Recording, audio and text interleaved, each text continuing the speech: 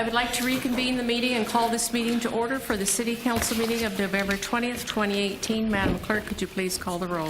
Councilmember Boyson, Councilmember Cordero, Aye, here. Councilmember Moats, Councilmember Waterfield, and Madam Mayor Patino. Here. City Attorney, Mr. Trujillo, could you please give the closed session report? Thank you, Madam Mayor. There is no reportable action for each of the 3 items on the closed session agenda. Thank you. Our first order of business tonight is the proclamation, and I will be making the presentation. Whereas during National Native American Heritage Month, the nation celebrates the legacy of the first people to call this land home. And whereas America's Native Americans have fortified the country and their traditions and values, making tremendous contributions to every aspect of life. And whereas American Indians and Alaska Natives are inextricably linked with the history of the United States, beginning with the Pilgrims' arrival at Plymouth Colony and continuing until the present day. And whereas Native Americans contributed democratic ideas in the framers of the Constitution, and whereas Native Americans bravely answered the call to defend the nation, serving with distinction on every branch of the United States Armed Forces. And whereas November 2018 as National Native American Heritage Month, a testament to the deep importance of culture and vibrancy of traditions passed down throughout generations. Now therefore, I, Alice M. Patino, Mayor of the City of Santa Maria, do hereby recognize November 23rd, 2018 as Native American Heritage Day in the City of Santa Maria, and call upon residents and businesses to celebrate the history and culture of Santa Maria's Native tribes and communities. In witness thereof, I've hereto set my hand and caused the seal of the City of Santa Maria to be affixed this 20th day of November 2018. And here to accept this is Linda, is it Biley Savage?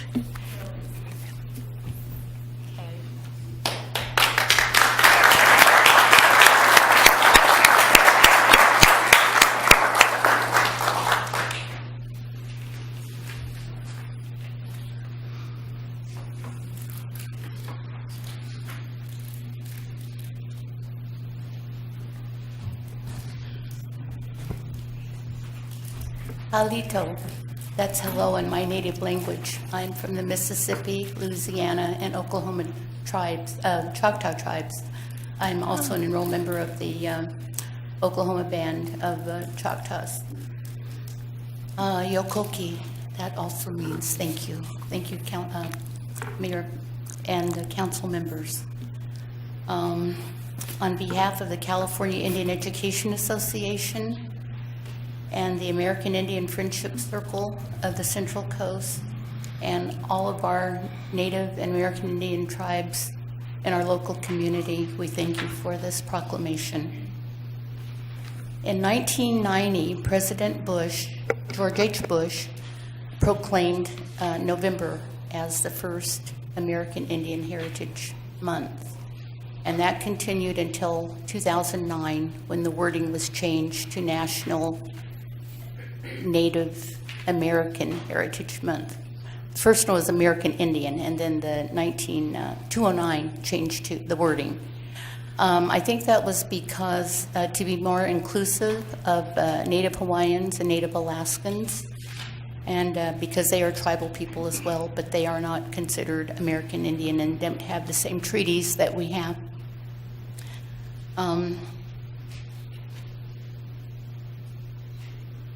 Since then, every president has continued to proclaim the month, because in 1991, Congress passed Public Law 102-123, which annually proclaimed November as National American Indian Heritage Month. And like I said, that continued until 2009, and when the wording was changed. At this time, we'd like to present you with a poster which states, "I'm on Chumash land." This is not to be taken as a political statement, but as a representation of all of us to acknowledge that we are on Chumash land, and to all of the ancestors who are taking care, all of the local people who are taking care of their ancestral land. And this is something we always do. Most of us are not from this area. And if there are any Chumash people in the audience, would you stand, please?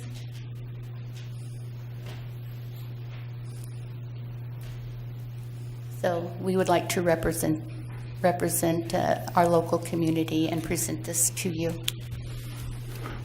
While she's getting that, your tribe that you're from, is that one of the tribes that's commonly known, or sometimes known as the 5 civilized tribes? Yes. Yes. Thank you. Just curiosity. Just trying to score a little point there.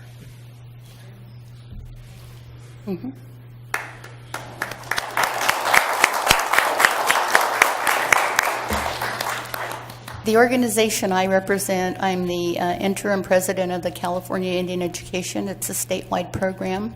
We were established in 1967. We are the oldest American Indian organization in the state of California.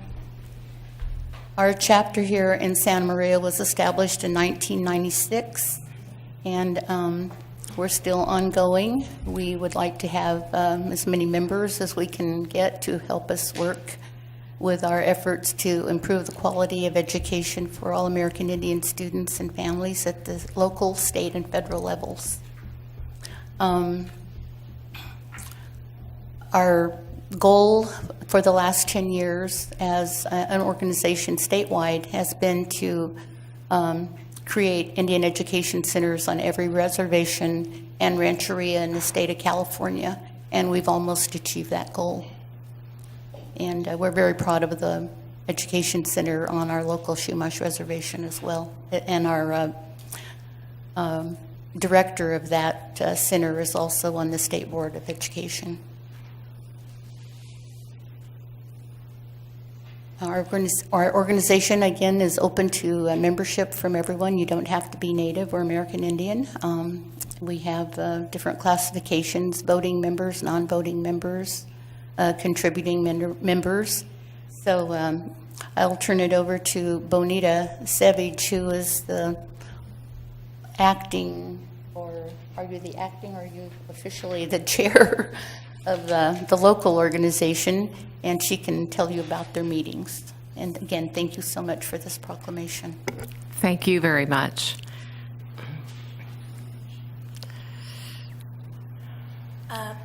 Hello, I'm Bonita Savage. I'm Oklahoma Choctaw and Mississippi Choctaw. And thank you so much for this proclamation. And I also wanted to say that after the holidays, we'll be meeting again, and our meeting times and locations are going to be in the sun. We look forward to reaching out to Hancock College as well. Thank you.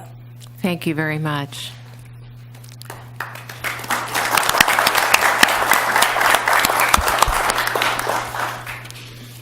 Next, we have another proclamation, and Councilmember Cordero will be making the presentation. Whereas, according to the United States Small Business Administration, there are currently 30.2 million small businesses in the United States, representing 99.7% of all businesses with employees in the United States, responsible for 65.9% of the net new jobs created over the past 18 years. Whereas small businesses employ 47.5% of the employees in the private sector in the United States. And whereas the City of Santa Maria celebrates its local small businesses and the contributions they make to the local economy and community. And whereas there are over 2,000 local small businesses in Santa Maria, and whereas statistics show that for every $100 spent in the local retail, $68 will return to the community through taxes and payroll. And whereas the Santa Maria Valley Chamber of Commerce champions local businesses and members through a variety of promotions year-long on Small Business Saturday. encouraging the community to keep their money in Santa Maria. And whereas supporting local small businesses means strengthening the community, creating jobs, promoting commerce, helping nonprofits, and providing revenue for the city services. Now, therefore, Alice Patino, Mayor of the City of Santa Maria, hereby recognizes November 24, 2018 as Small Business Saturday in the City of Santa Maria, and urges all residents and businesses of the city to shop at the small businesses and support local retail. In witness whereof, Mayor Alice Patino has caused the seal of the great city of Santa Maria to be affixed hereto on this 20th day of November 2018. And here to accept this is our own CEO, Glenn Morris, from the Chamber of Commerce.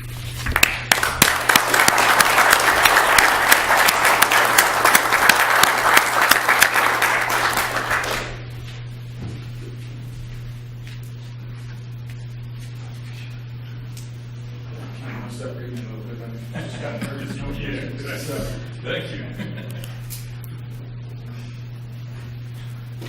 Mayor, members of the council, thank you for this recognition again this year. Recently, I was talking with one of our local reporters, and he asked, why should people support small businesses? And I said, honestly, it's an investment in ourselves, right? The small businesses in the community are the ones that support our local organizations. They're the ones that employ our neighbors. They're the ones that provide the jobs for our families. I want to acknowledge a couple of small business owners that are here with me today, a couple of members of my board. Butch Lopez with Vince Lopez, Jr.'s son, Laurie Tamura. Joe Halsell here is a member of our Economic Development Commission. Dave Cross, works with the Chamber as a consultant. And I actually want to just ask really quickly in the audience, if you or a family member own, operate, or are employed by a small business, raise your hand. Our own Dr. Moats is a small business. Really are what makes up the community. Dr. Moats is a small business owner. And I think it's that ability to permeate throughout the community that make our small businesses truly the backbone. And as a Chamber of Commerce and Economic Development organization, we're honored every day to get up, come to work every morning, and work on their behalf and try to do what we can to create a community where small business can thrive. And we appreciate the support of our elected officials in that effort. Thank you. Thank you very much, Mr. Morris. Next we have the Going the Extra Mile, the GEM Award, and City Manager Stillwell will be making that presentation. Thank you, Mayor Patino, members of the City Council. This is a great opportunity for us to honor our employees who have gone the extra mile. We have had this program in place since 2006.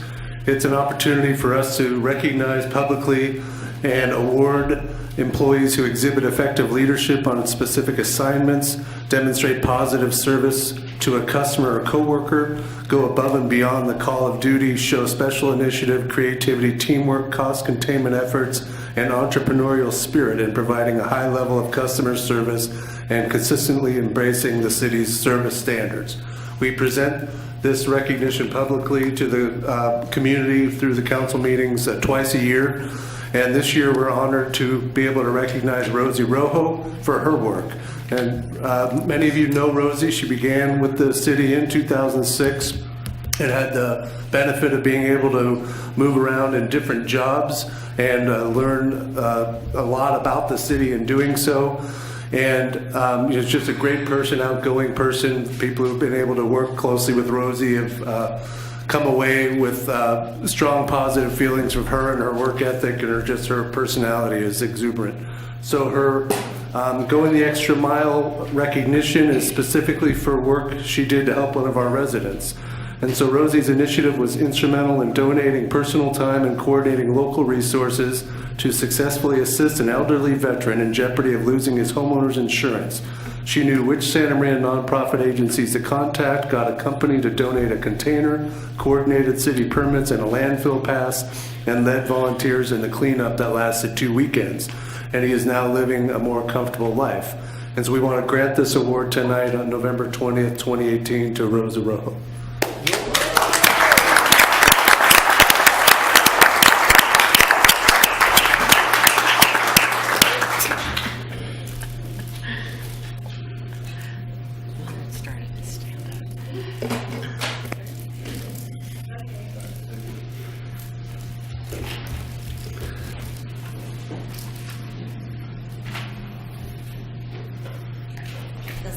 different being on this side. So Good evening, Madam Mayor, members of the City Council. This is quite the honor. Thank you so much. Thank you to my director, Mr. Chun Ing, for the nomination. Thank you to the nominating committee. Thank you to our city manager, Mr. Stillwell, for the seal of approval.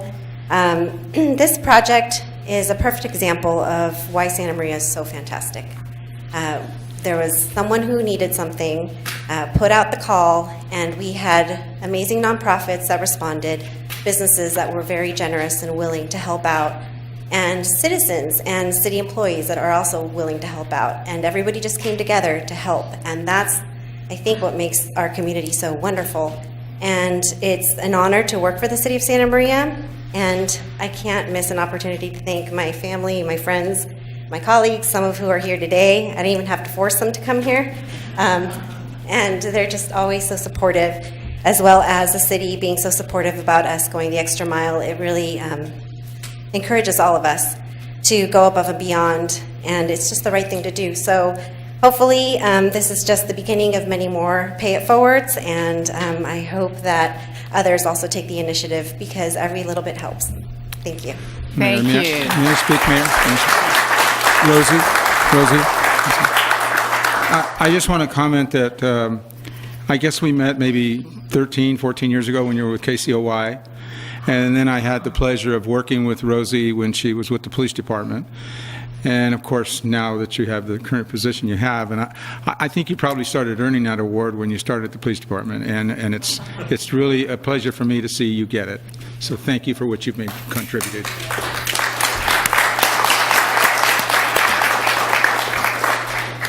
Well, I would like to personally thank you, Rosie, because I know how hard you worked on CDBG even before you were there in charge of the CDBG, and that's a difficult job. It's, you talk about herding cats, and that's what it must be like.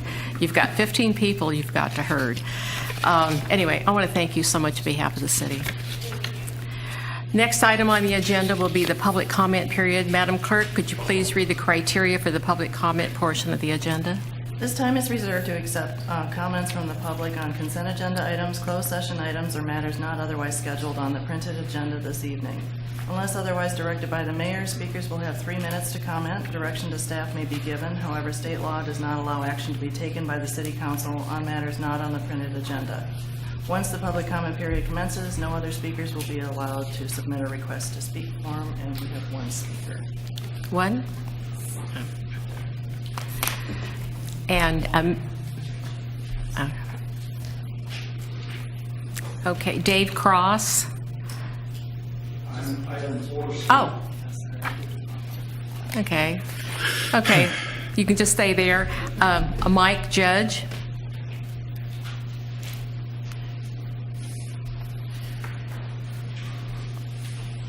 And no other requests would be accepted after this for the public comment portion? Hello, I'm Mike Judge. I'm a representative and an owner of Casa Grande Mobile Home Park, and also here regarding Rancho Buena Vista. We represent 2 of the 3 largest mobile home parks in the city, and we'd heard that some of the residents are interested in rent control. We're trying to work with the tenants the best we can and try to alleviate any of the problems we may have with the tenants. We're trying to get together a group of all the mobile home park owners and try to come up with a resolution that would work for the city and for the tenants. And we just wanted to let you know and try to give us some time to try to work that out before we rush into rent control. And I think that's it. Thank you. Thank you, Mr. Judge. That concludes the public comment portion of the agenda. And before we move on, Mr. Stillwell, do you wish to make any comments at this time? Okay.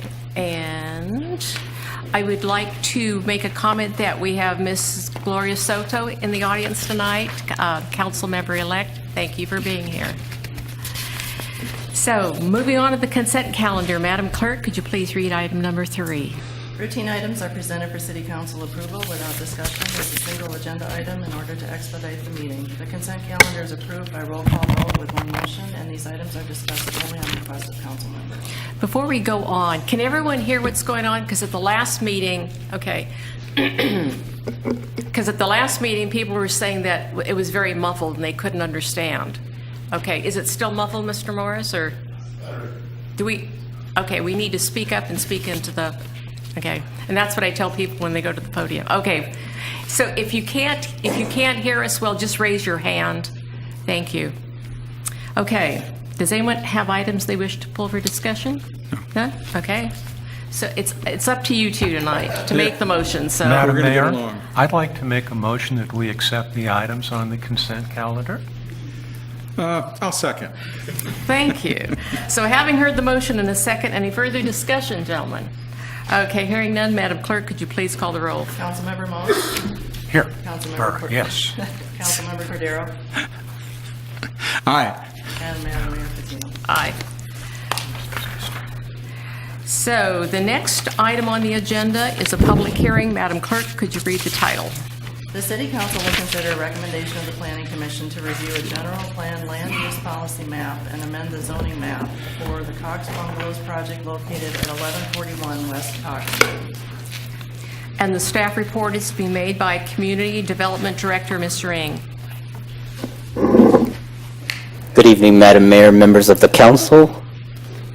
We are working to have the correct slides up on the screen.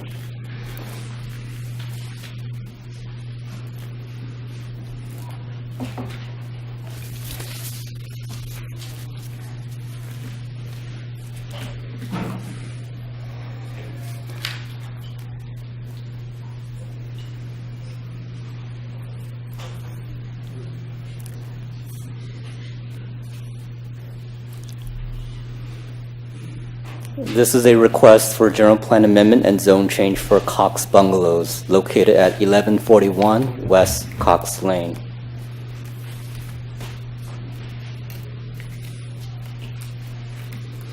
The project is located just east of Blosser and a few blocks north of Donovan, north of Cox Lane. You can see the aerial photo here, and the project location is outlined in yellow.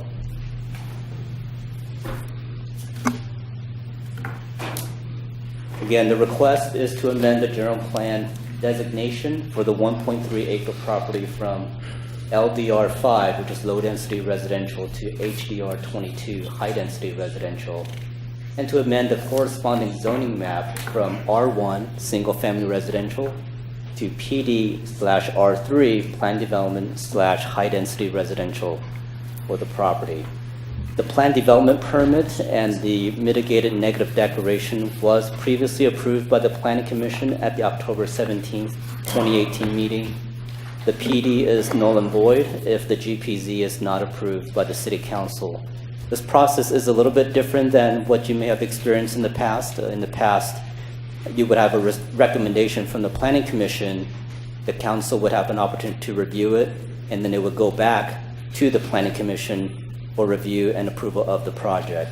So the project has been approved by the Commission, but it's pending your approval of the general plan amendment and zone change. This is an aerial photo of the project site again.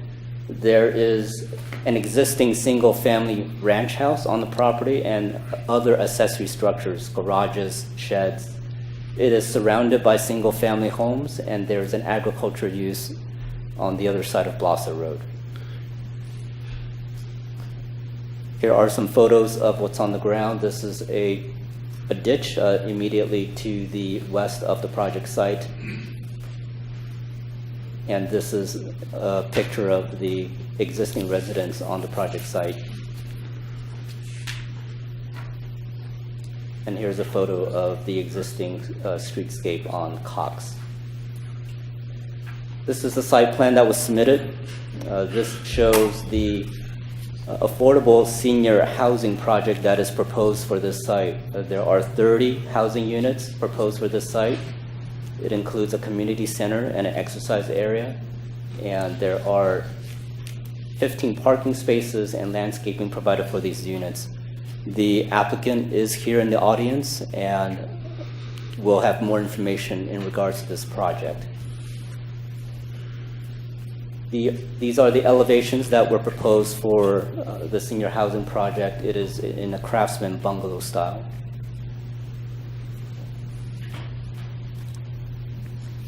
The considerations and findings for the project, this project and GPZ and zone change would add senior housing and is infill development. This is a residential use that is compatible with the surrounding neighborhood, and the applicant has designed the project so that the proposed structures are compatible with the surrounding area.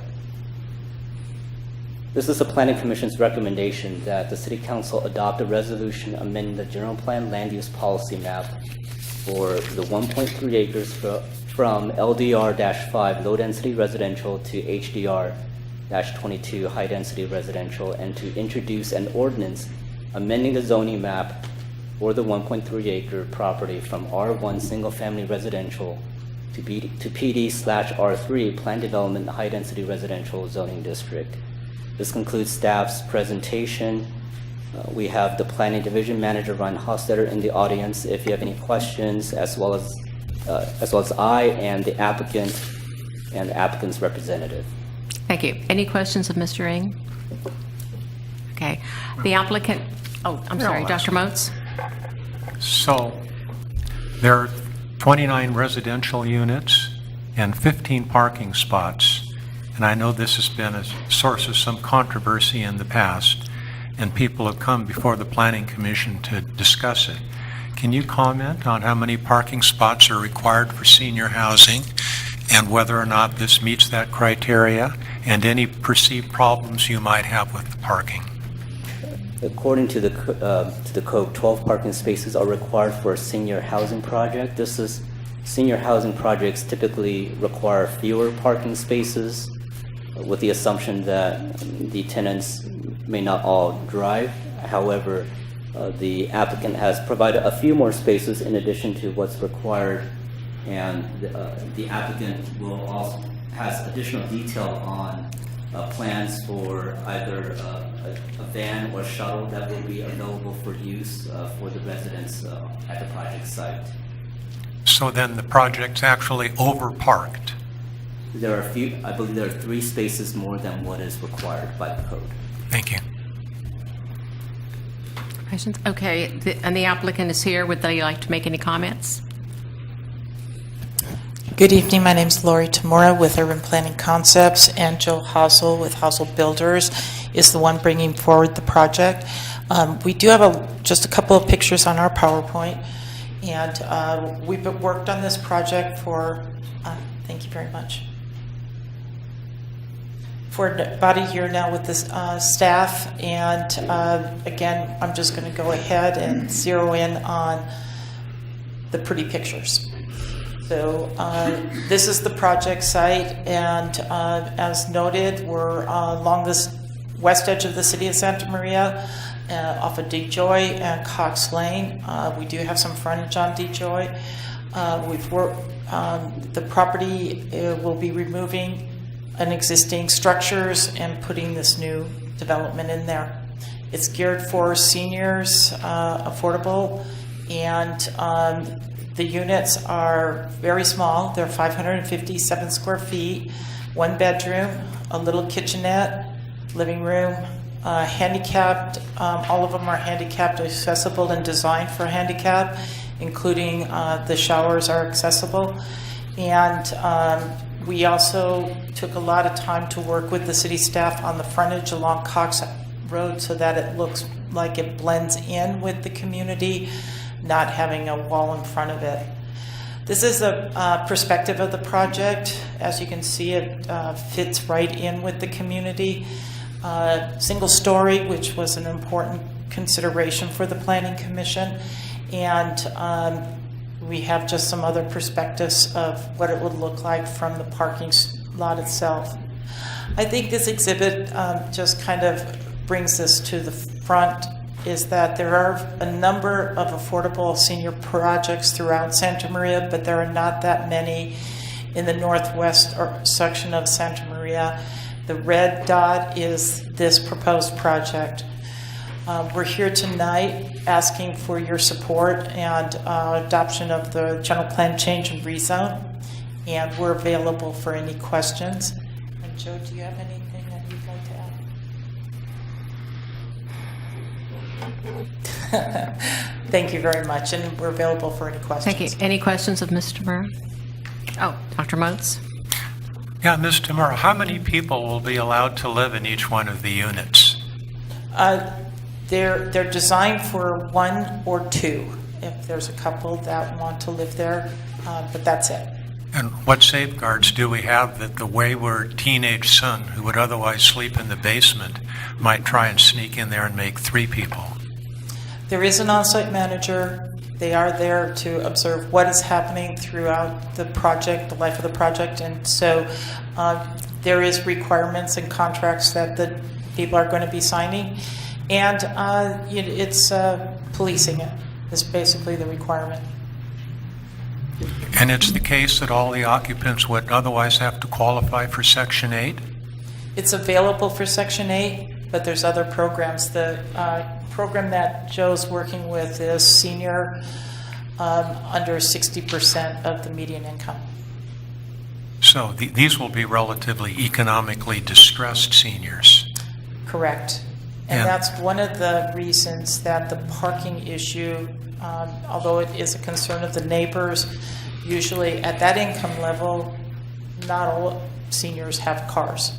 And so that is one of the factors in providing less parking on site, is to avoid that added expense of owning a car. Thank you. Mr. Cordero? Thank you, Mayor. It seems to me you mentioned something about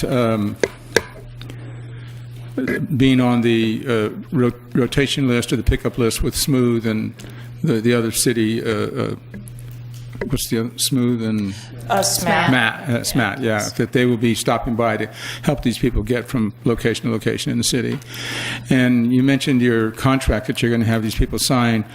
They can't have a third person living there, but I would assume that it doesn't prohibit a third person visiting for a day or two or something like that.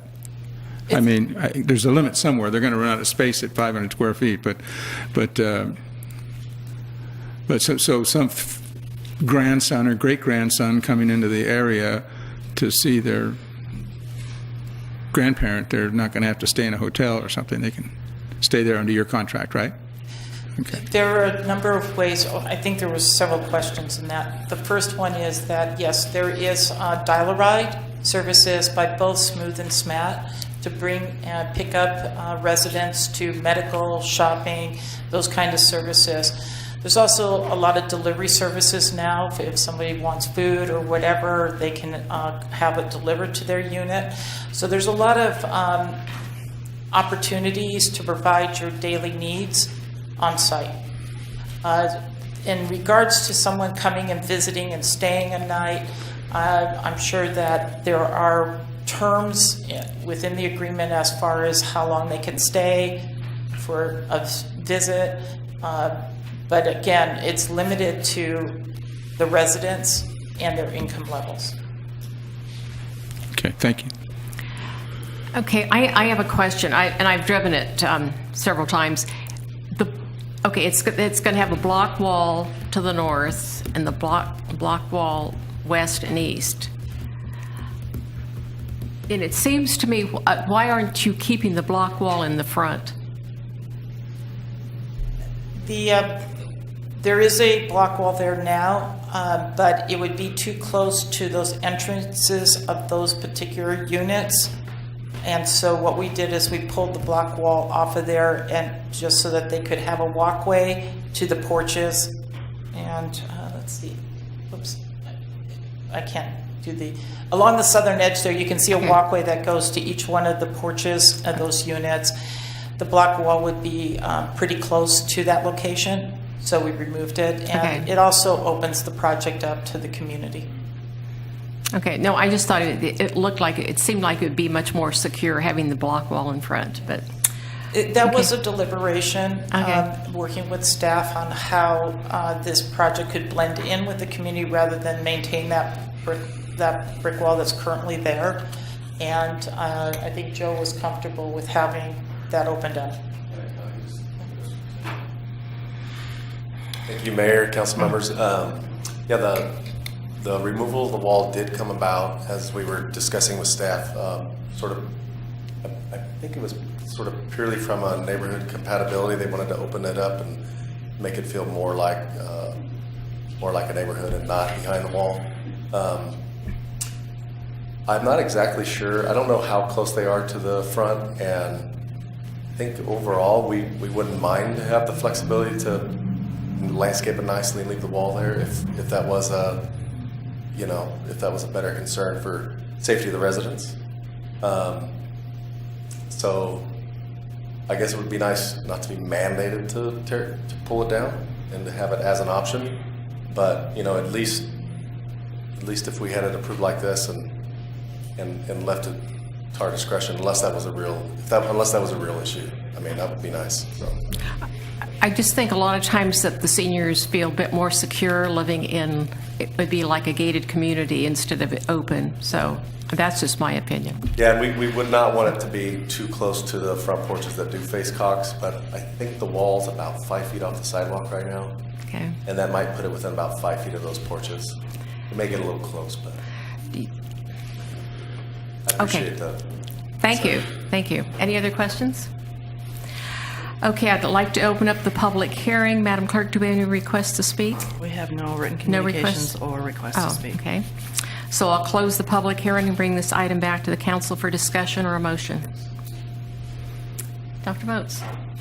Well, I think it's a great project. It'll provide a need for the community to provide affordable housing for our seniors. I think just visually, it'll dramatically improve the looks of the community. Without the wall, we'll all get to see the excessive landscaping you're putting there, whereas it looks kind of poor right now. So I think it's aesthetically pleasing and meets a need for the community. Is that a motion? I need to Okay. report out, Mayor, that I know Mr. Hassel. We're colleagues on the board together at the United Way, and we've discussed issues about this project in the past, but never any about what we're dealing with here tonight. It was always just basically the assembly, the construction, and these kinds of things that we talked about. And yesterday I received an in-depth briefing on this project from Ms. Tamora here at the City Hall. So I need to report that before I make any other comments. Okay. I, like Mr. Moats, Dr. Moats, feel that this is a worthwhile project. It's the kind of thing that we need. I think Laura used the term fill-in. We're going to be able to take a relatively small piece of land, 1.3 acres, and turn it into something much more useful than it is today in the way of accommodating some of our senior members in the community. So you want me to do it, or you want to do it? Should I do it? You want to do it? Okay, go ahead. Okay. Madam Mayor, I'd like to make a motion.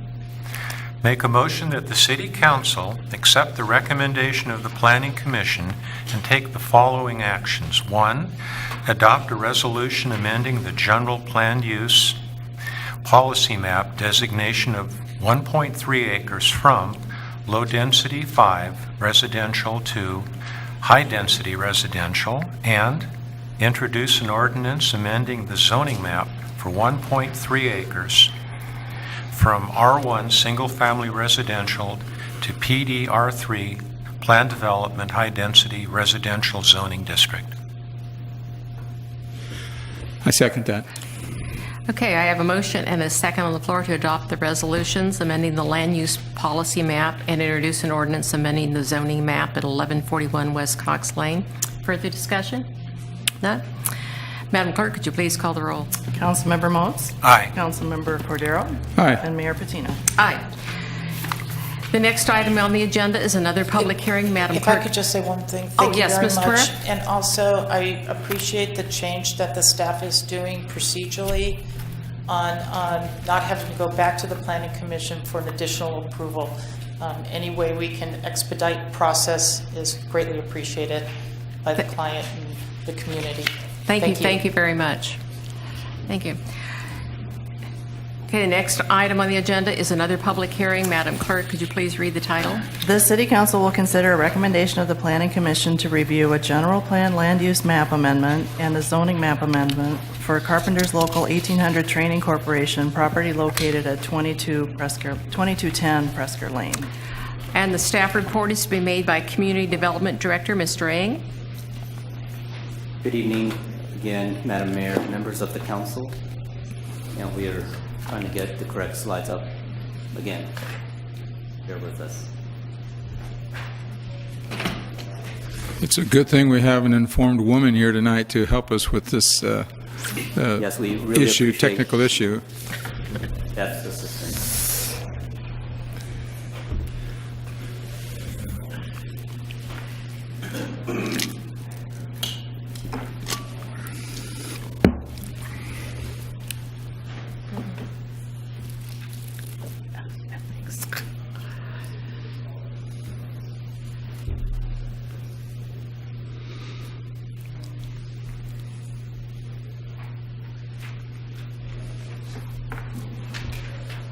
This is a request for a general plan amendment and zone change for Carpenters Union Training Facility located at 2210 Presker Lane. Here's an aerial photo of the site. This is east of Presker, north of North Broadway. This is the former site of the KOA campground. And to the north of the site is Boomers, and to the south of the site is the hotel that's under construction. It's generally surrounded by other residential uses, and this property is currently designated freeway service, and the request is for a designation of community commercial instead of freeway service. Freeway service is a designation that is restrictive. It only allows for hotels, restaurants, and gas stations. And the designation of community commercial would broaden that range of uses to include other general commercial uses and other office uses. The corresponding request is to amend the zoning map from PDFS, which is freeway service, to PDC2, general commercial. Like the previous agenda item, the plan development and negative declaration were previously approved by the Planning Commission on the October 17th meeting.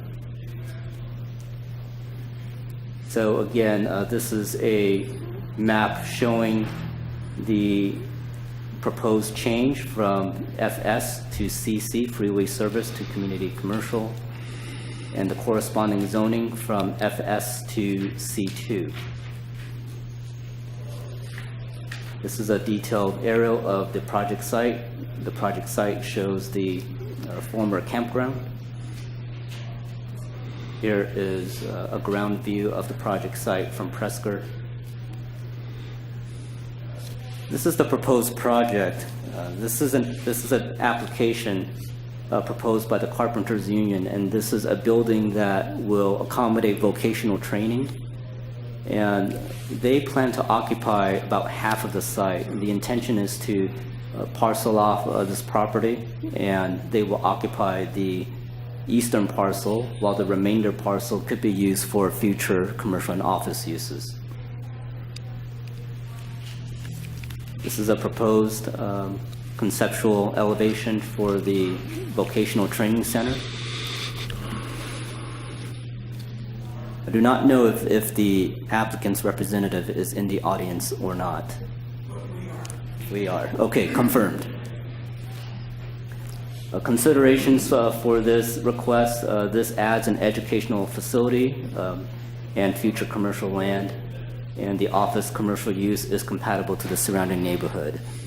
During the Planning Commission hearing, there were some questions regarding traffic in the general area, in particular the intersection of Presker and North Broadway, and our civil engineer is here to answer any questions that you may have in regards to that.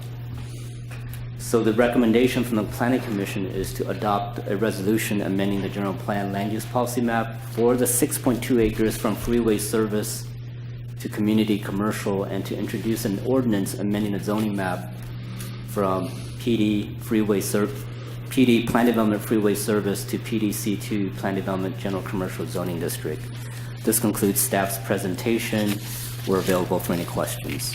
Any questions of Mr. Ng? None? Okay. So, anyway, we have representatives.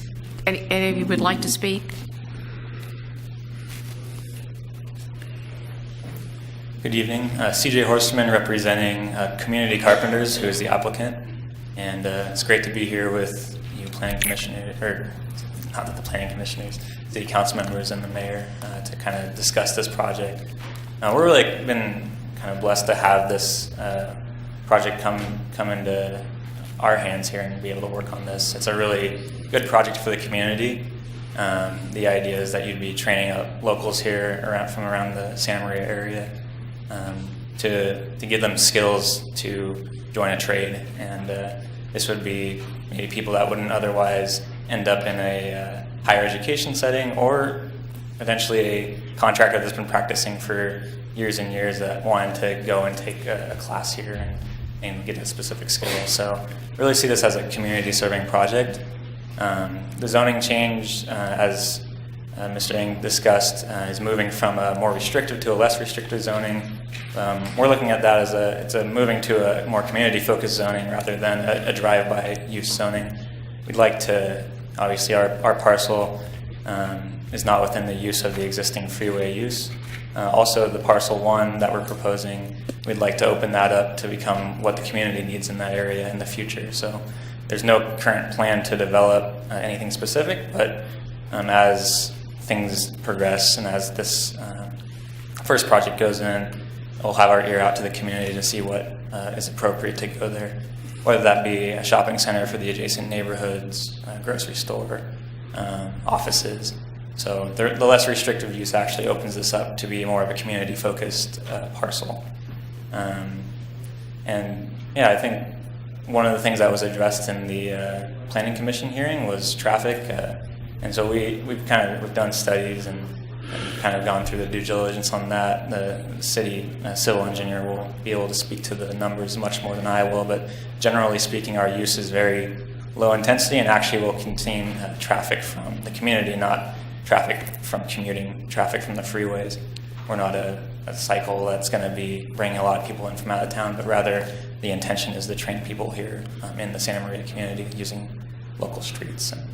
And, compared to some of the other uses in this area, we're a very low use. The very large facility size might seem daunting. That's just lab space essentially, so they can set up physical labs to learn different trade skills. So we've had a great time working with staff and kind of worked through a lot of the issues that we had moving forward, and I've been grateful since that. So we're here to answer questions, representatives from Community Carpenters as well to answer operational questions. Thank you. Any questions? Mr. Cordero. Thank you, Mayor. That little corner of land, that little piece of land has always kind of annoyed me, as does the piece of land out on Betaravia that is on the south side of Betaravia, just at 101, because they're gateways to the community, and they're just fields, and we've never been able to get them developed. So my question to you is, do you have a target date if this all goes through just fine? To start. Yeah, we've talked about breaking ground here in this next 2019. We're moving as fast as we can, given the restrictions and the permits that have to go through. Our office is currently concurrently working on the construction drawings, so our plan is to go forward and submit. I don't know if you want to speak to that. Okay. My name's Keith Baker. I grew up here. And there's a couple other generations that live here now. My voice is a little bit damaged from vocal cords problems. I'm a carpenter 40 years, currently retired, living on a nice pension because I was directed into the Carpenters Union and training opportunity early in my career. My family didn't direct me, none of my friends did. Finally somebody said there was an opportunity. I've worked at the trade for 40 years, and we had a project in San Luis Obispo. We had 120 apartment houses. And prior to my retirement, I set this up because the umbrella organization would never spend the kind of money that it takes to put a facility like this far north because of the return. We set this up primarily to put this in Santa Maria, San Luis Obispo, areas that don't get this big, high dollar implant. These things cost $5, $10, $11 million.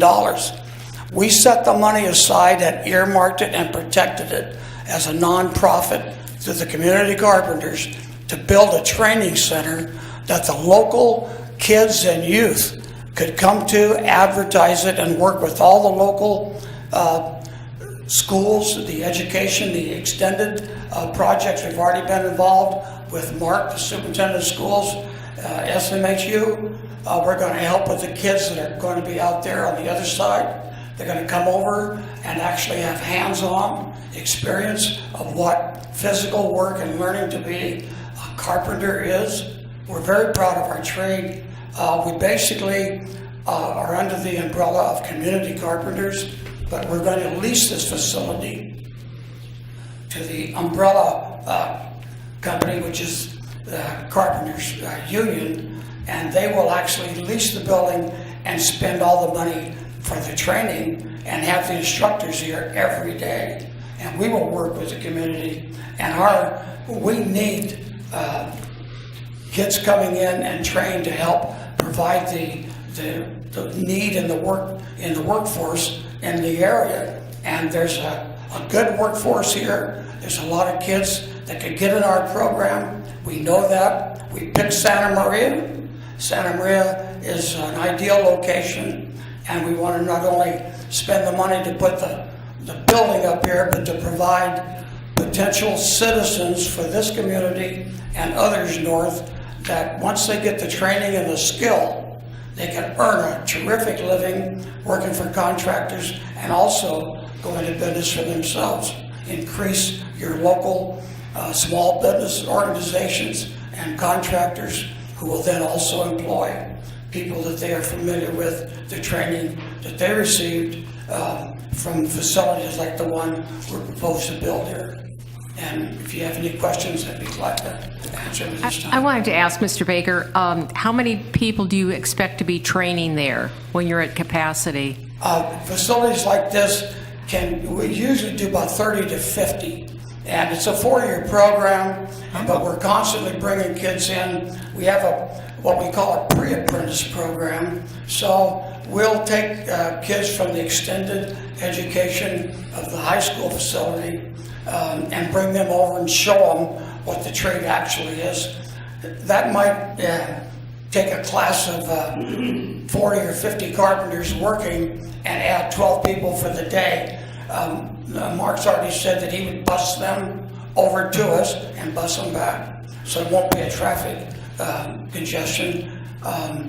The kids come in different ways.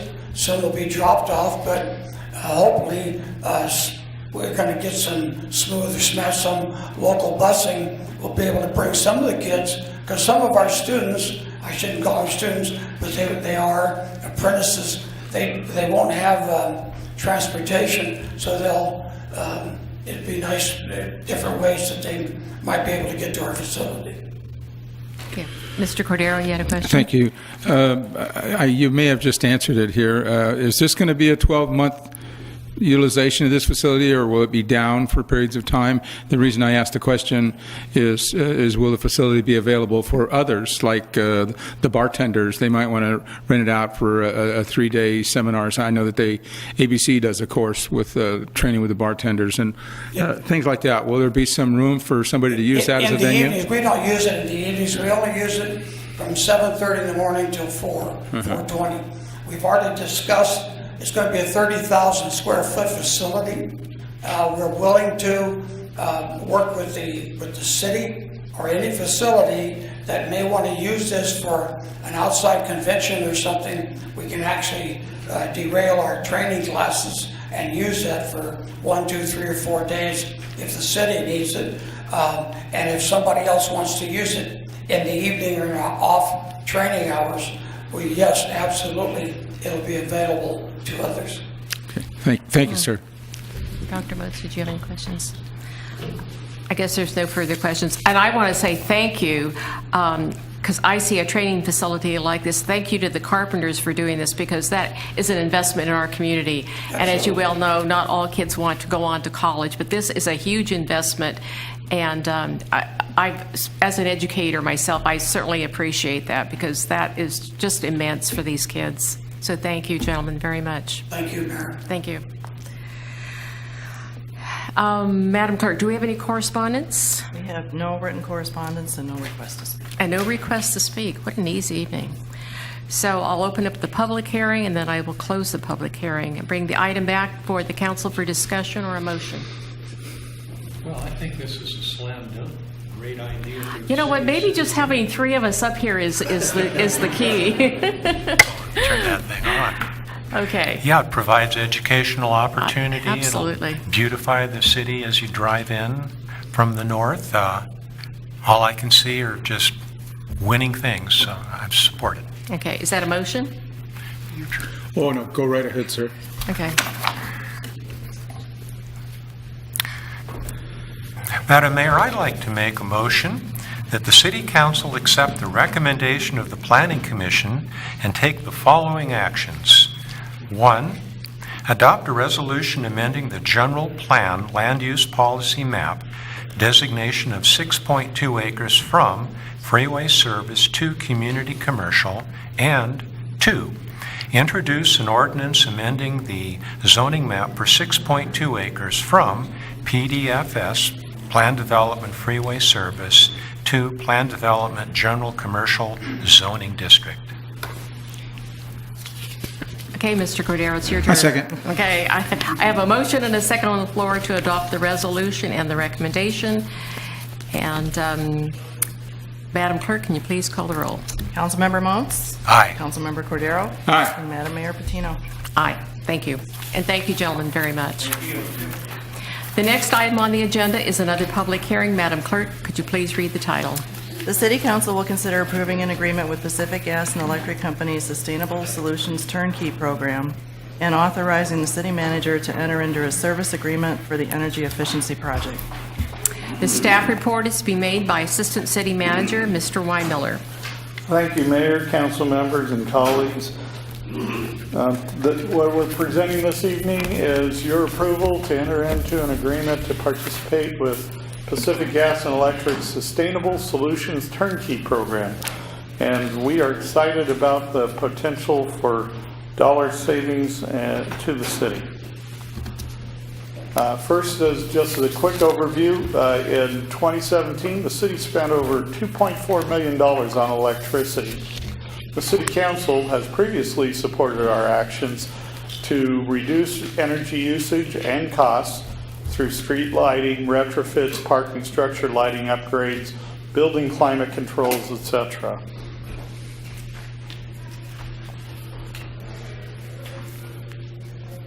So, to explore additional savings possibilities, the city conducted a request for qualifications from qualified firms. And following that RFQ process, PG&E's Sustainable Solutions Turnkey Program was selected. PG&E in turn selected Southland Energy and Michael K. Nunley and Associates to partner with them in preparing an assessment of the city. This SST program comes within 4 phases. First, there's a feasibility discussion that's followed by the development of preliminary energy assessment, an investment grade audit then, and finally finance and implementation of projects. To date, the first 2 phases have been completed at no cost to the city other than with staff time. And I'm holding in my hand what was the product of phase 2. Because of the thickness of the report, we made it available online as a link rather than including it within your package. But it's available for anyone in the public to be able to review. Our preliminary energy assessment identified 16 potential projects, including a 600 kilowatt cogeneration facility at the city's wastewater treatment plant, a 3 megawatt cogen facility at the city's landfill, a 2 megawatt photovoltaic solar array near Donovan Road and Sway Crossing, building, parking, and sports field lighting retrofits, swimming pool covers, HVAC upgrades, and irrigation controls. The expected economic benefits to the city would be to reduce general fund expenses by as much as $1 million per year, to generate $3.5 million a year in net new revenue from renewable resources, and thereby helping to keep utility customer rates in check. And then just a simple blended payback period across all projects that we identified of those 16 is estimated at less than 6.5 years. The savings would make debt payments and be cash flow positive for the entire financing period. The estimated $1.8 million in annual positive cash flow in the first year of post-project operations. And it's estimated over the life of the project to have a cumulative cash flow positive impact to the city of $31 million. So our next step would be to move into phase 3, and that is to conduct an investment grade audit. That phase will provide more concise engineering and 30% design documents. This is at the point where the city needs to make an investment to proceed forward. We've identified costs not to exceed $528,000, broken up between 3 funding sources. You can see there about $142,000 in general fund, $166,000 wastewater treatment, and $220,000 of landfill. And should you approve the phase 3 to go forward with phase 3, then we would be returning to the City Council after the completion of phase 3 for review and approval before moving on to phase 4, which is the actual project implementation and building of that. So our recommendations to you are to conduct a public hearing and consider the resolution to enter into an agreement with PG&E's Sustainable Solutions Turnkey Program, to adopt a resolution authorizing the city manager to enter into a service agreement for the energy efficiency project, and to authorize the city manager to execute work order for the implementation of the investment grade audit in an amount not to exceed $528,000. I would like to lost so many people. I'd like to acknowledge that Brent Pater is here from PG&E, and you've been very helpful in coordinating with their contractors and with staff. And we had a number of staff who also helped work on this. Shad Springer, Steve Kahn, Herb Cantu, Shannon Sweeney, Phil Senko, City Manager Dr. Stillwell, Mary Harvey, I know I'm Alex Posada, I'm leaving out a few others, but it's really been a wide team project to try to bring all of this forward. And so with that, we're open for comments or questions. Any questions? Mr. Cordero? Yes, thank you, Mayor. Pat, is there an anticipated lifespan of this new infrastructure that will be going in? Varying, different components of it would obviously have different lifespans. Some of those lifespans can run quite long, up to, let's say, 30 years plus. So a portion of this is going to be solar panels, this kind of thing? Right, yeah. Looking at solar panels and things like cogen facilities have a relatively long life to them. Things like pool covers would be a shorter life term, but altogether we have a pretty good long life and recovery out of the investments we'd be making out of pocket. Is there anything in your overall plan to do something like we used to do with the replacement vehicles, to where it is to put certain money away, because that the 30 years will be here before you know it, and there's going to be 5 other people sitting up here to have some money put away to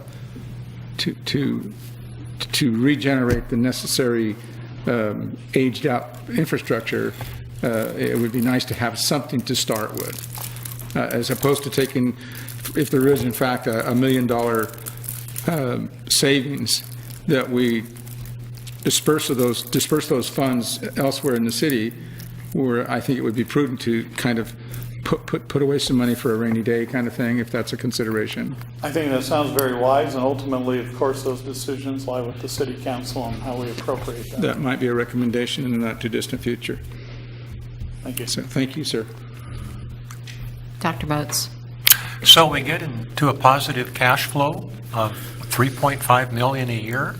Did I read that right? Because the cogen facilities are creating new income. In other words, we have right now opportunities that in the past we haven't been fully exploiting, that we would be able to exploit now. And does that money go into the general fund or the No, enterprise funds? Those particular money for the 2 cogen funds, one's with the landfill needs, because of Prop 218 needs to stay within and benefit the customers of the landfill operations, and likewise with the wastewater treatment plant. What swimming pools are we going to cover? Mr. Posada, do you? It'll be Paul Nelson. Just Paul Nelson, okay. Yeah. You want to cover yours? If I had one, I'd want it covered. Madam Clerk, do we have any written correspondence? We do not. Okay. That was written correspondence. Written? Okay. I'm sorry, Oh, I okay. neglected to introduce also Alicia Bender with Southland Energies here. Sorry about that, Alicia. Okay, so I'll open up the public hearing, and so request to speak. And we have one request. We have one request to speak. Mr. Cross. Thank you, Madam Mayor, members of the City Council. I'm Dave Cross from Santa Maria. I'm also the program manager for the Energy Watch Partnership, which is a program administered by the Chamber of Commerce. And I have to applaud the City of Santa Maria for doing your due diligence to find ways to save energy, become more energy efficient, and as you saw, save a lot of money in the process and actually generate some revenue. And that's revenue and savings that continues on. It's not a one-time thing. It happens month after month, year after year, to the benefit of the people of Santa Maria. So I really applaud that. So on behalf of the Chamber of Commerce and the Energy Watch Partnership, we urge your support and approval and to proceed. And we're here to support any way we can. So thank you very much. Thank you, Mr. Cross. Okay, I will close the public hearing, bring this back to the council for a discussion or a motion. I don't have anything else to discuss to you, Dr. Moats. I think it's a great idea. I'd like to propose we adopt a resolution authorizing the city to enter into an agreement to implement the investment grade audit as part of the Pacific Gas and Electric Company's Sustainable Solutions Turnkey Program. You're up. Second. I have a motion and a second on the floor to adopt a resolution approving the implementation of an investment grade audit as part of the PG&E Sustainable Solutions Turnkey Program. Any further discussion? Hearing none, Madam Clerk, could you please call the roll? Councilmember Cordero? Aye. Councilmember Moats? Aye. And Mayor Patino? Aye. Next item will be a report by the city manager, Mr. Stillwell. Thank you, Mayor Patino, members of the council. The next meeting of the City Council is December 18th. At that meeting, the City Council will declare the results of the election for this past November's election and reorganize the City Council. We'll also have a resolution for outgoing Councilmember Boyson. Also at that meeting will be designation of the Mayor Pro Tem and appointment to outside boards. In addition to the election-related activities or agenda items, we also will have a retirement resolution for City Attorney Trujillo and a review of the Light Sites and Holiday Nights Award winners, and we propose a cancellation of the first meeting in January as it's on January 1. So that concludes my report. Thank you. Can I ask a question, Mr. Stillwell? What about December 4th? Sorry, December 4th. December 4th, we also have a lot on the agenda. Thank you, Mr. Motes. So we have a employee recognition or retirement resolution for our Public Works Director, Steve Kahn. We have a no stopping zone, the traffic committee recommendation for parking adjustments in the hospital zone area. We have an appeal of the traffic mitigation fees for the car dealerships, and a community presentation on vaping by Fighting Back in Santa Maria Valley. And we actually will, I mentioned at the last meeting, a request for reduction of subdivision in lieu fee for Tobes, the Tobes project, and that's on the agenda as we've reached agreement on that. We'll bring that forward to the City Council on December 4th as well. Thank you. I wanted to announce that before I start on the council events that were attended, that Fill the Boot for MDA event last Saturday at the corners of Main and Cook Street raised over $23,000 in donations. That exceeds last year's donations collected by over $6,000. So last year was $17,000, this year is $23,000. So thank you everyone in Santa Maria for donating. Okay, let's see. Now we go to oral reports of council members. Mr. Cordero, let's start with you. Thank you, Mayor. On November the 7th, I attended the bi-monthly CAC meeting down in Buellton. On the 9th, I was at the Hearts of Desire Bridal Shop grand opening on South Broadway. And I didn't know they were going to do this, but they had like a little runway thing where the men and women were dressed in tuxedos and wedding dresses, and it was really kind of neat. It was kind of uppity. On the November the 11th, we celebrated Veterans Day, of course. On the 12th, I was at the dedication at the Maldonado Center for Rick Hayden for the naming the gym after him. And since Miss Waterfield's not here, she was there also. On the 13th, I attended the community fireworks meeting. On the 14th, I attended the Future Business Luncheon at the Maldonado Center and the Nurses Training Building dedication at Allen Hancock College. And Etta was at that one also. And then at the Mike Marmani Community Center, the homeless action plan that was put on by the county, and that was very interesting. And Etta was at that one as well. On the 15th, I attended the Salvation Army Kettle Kickoff over on West Cook Street. It was kind of a touching video that they put on with some of the successes that they've had in the past. And Etta was at that. And on the same day, I attended the H2A Community Forum at the Minami Center, and Etta was there as well. And then yesterday, I already reported I was had a meeting with Lori Tamora to discuss the Cox Street project, and that's it for me, Mayor. Thank you. Dr. Motes? Boy, that's a lot of things. You kept busy, didn't you? You know, Etta gave me a ride. I'll be real short, Madam Mayor. I was on vacation since our last meeting, and I have done absolutely no reportable benefit to the city. Thank you. I would, however, like to take this opportunity to congratulate Gloria Soto on being elected to the City Council, and she put in great effort, and I welcome you, and it won't be long before you'll be up here with your council colleagues. Congratulations. Thank you.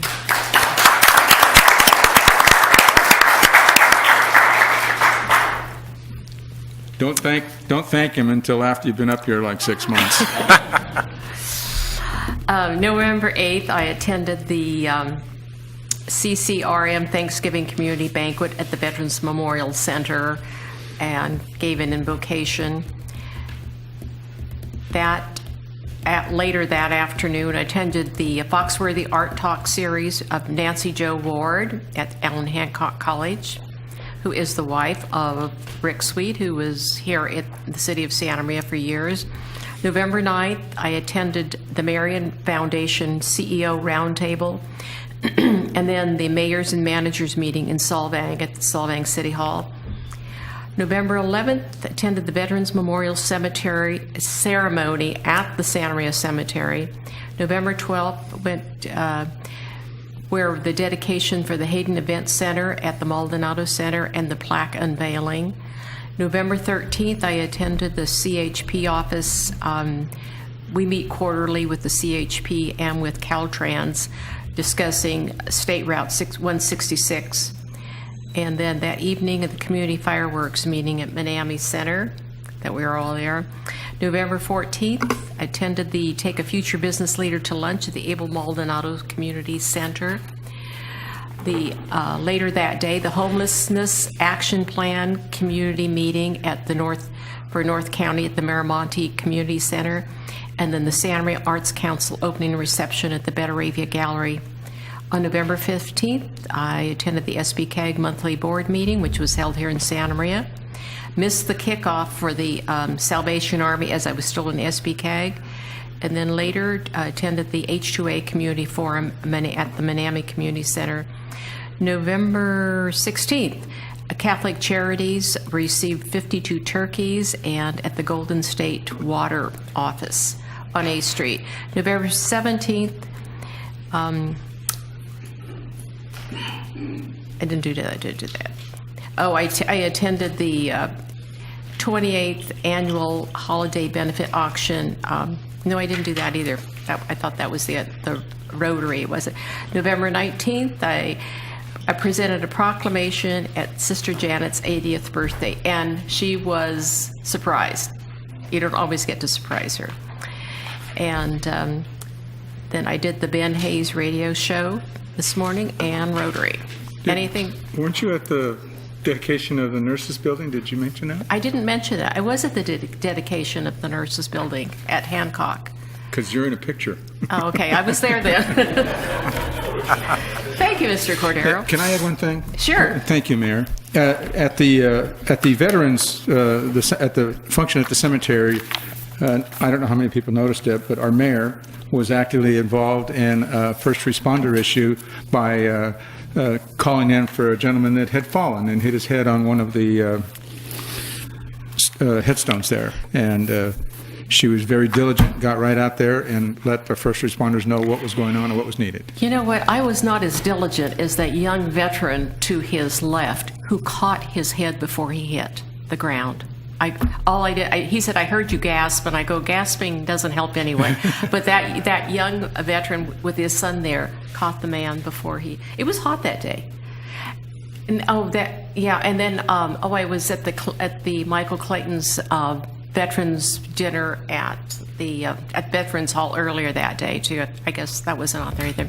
Anything else from the dais? Okay. We're done. This meeting is adjourned.